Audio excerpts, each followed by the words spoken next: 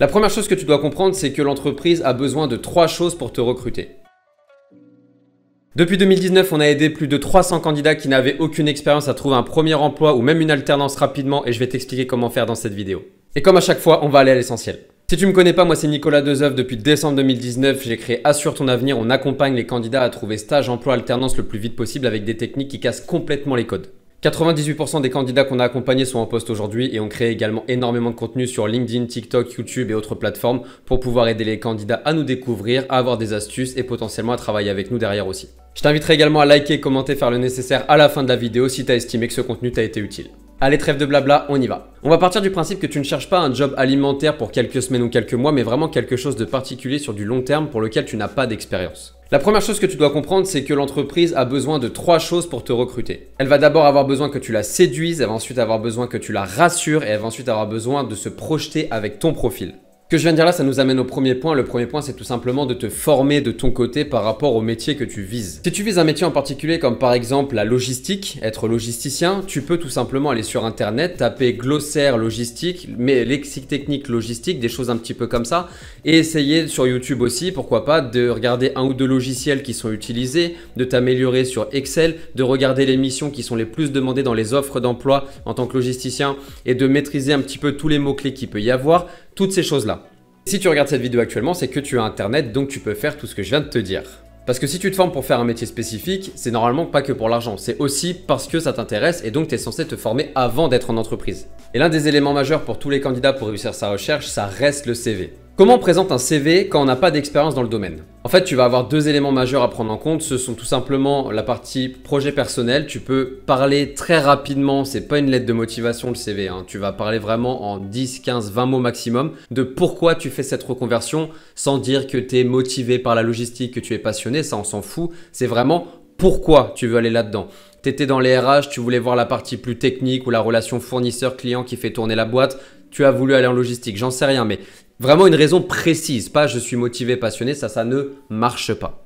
Le fait de l'expliquer, ça va permettre au recruteur de comprendre ta vision des choses. Et dans un second temps, tu vas pouvoir créer une rubrique supplémentaire qui n'est pas dans le CV de base, qui va être projet autodidacte, par exemple, tu peux l'appeler comme ça. Et c'est ici que tu vas rappeler tout ce que tu fais pour te former de ton côté, ce qu'on disait dans le point précédent. Ça va être le fait de te former sur Internet, de regarder telle vidéo YouTube par rapport à tel sujet que tu as appris sur telle chose, etc. Dans cette partie-là, donc tu mets de telle date à aujourd'hui et tu mets tout ce que tu apprends de ton côté. C'est absolument pas de la triche, c'est tout simplement pour montrer aux recruteurs que tu te formes, que tu prends les devants, que tu es motivé, que tu apprends des choses et que ton but c'est d'être autonome le plus vite possible quand tu arriveras en poste. La troisième chose que je ferais si je voulais aller dans un métier où je n'ai pas d'expérience, c'est me créer un réseau LinkedIn tous les jours, d'ajouter 5-10 personnes du métier, des potentiels responsables, des personnes qui occupent le poste de responsable et créer du contenu sur la logistique, sur la partie appro, sur la partie fournisseur, sur la partie client. Si j'étais en marketing par exemple, je créerais du contenu sur l'environnement interne, externe, les tendances du marché, pourquoi pas, le fait de travailler dans tel secteur, on réagit différemment que quand on est dans tel secteur, comment faire pour toucher tel type de clientèle. Voilà, des choses un petit peu comme ça qui peuvent toucher une entreprise qui lira ce poste-là et qui te contactera. Ça, c'est super important. C'est aussi ce qu'on appelle une confiance, du personal branding, notamment sur LinkedIn. Parce que savoir se vendre, c'est pas qu'en entretien d'embauche, c'est à travers un CV, à travers un mail, à travers un profil LinkedIn, à travers un appel, à travers tout et n'importe quoi. Et le quatrième point essentiel, qui pourrait même être un petit peu plus tôt d'ailleurs, c'est le fait de réussir à faire des liens entre ce que tu veux faire et ce que tu as déjà fait. Je raconte souvent un exemple d'un athlète de haut niveau que je connais qui était en athlétisme et qui a voulu se reconvertir dans la partie plutôt management de manière générale parce qu'il n'a pas pu continuer sa carrière.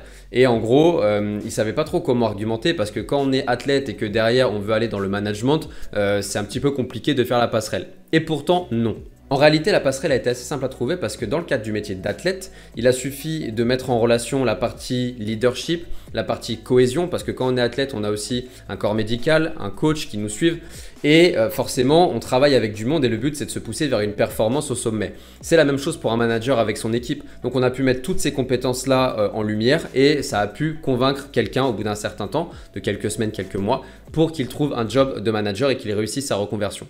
Et avant de terminer cette vidéo, je reviens juste sur un point essentiel que j'ai dit tout à l'heure, mais tous les candidats font l'erreur. Quand tu justifies un changement ou le fait de vouloir faire tel ou tel métier, c'est pas je suis motivé, je suis passionné, j'ai toujours voulu faire ça. Non. Moi aujourd'hui, si j'ai Assure ton avenir, je vais pas argumenter en disant j'ai toujours voulu avoir ma boîte et toujours voulu aider des candidats. Non. Je vais dire simplement qu'en 2014, j'ai galéré à trouver une alternance, que personne ne m'a aidé, que l'école était aux abonnés absentes, que j'ai failli perdre 1 an de ma vie. Et par rapport à ça, j'ai continué mes études. J'ai réussi à mettre en place des choses qui font que j'ai eu des centaines d'opportunités un peu plus tard dans ma carrière. Et j'ai voulu aider les candidats à ne pas vivre ce que moi j'ai vécu en 2014 en les aidant via du coaching, de la formation et en créant ma boîte en parallèle. C'est beaucoup plus impactant, beaucoup plus parlant et c'est la vérité. Je compte faire beaucoup de contenu sur le fait de travailler dans un métier qu'on ne connaît pas, la reconversion, toutes ces choses-là. Donc pense à t'abonner dès maintenant, à commenter si tu as d'autres tips ou d'autres questions également. J'y réponds avec grand plaisir. J'essaie de répondre à tous les commentaires. Pense également à liker, à partager à fond. On a passé les 10 000 abonnés il n'y a pas longtemps, c'est top. Et en attendant, je te dis à très vite pour une prochaine vidéo. Ciao. Si cette vidéo t'a plu, n'hésite pas à la liker, la partager, la commenter. Tu as aussi tous les liens dans ma description auxquels tu peux accéder dès maintenant. N'hésite pas à me suivre aussi sur mes réseaux sociaux. Et en attendant, je te dis à très vite pour une prochaine vidéo. Ciao.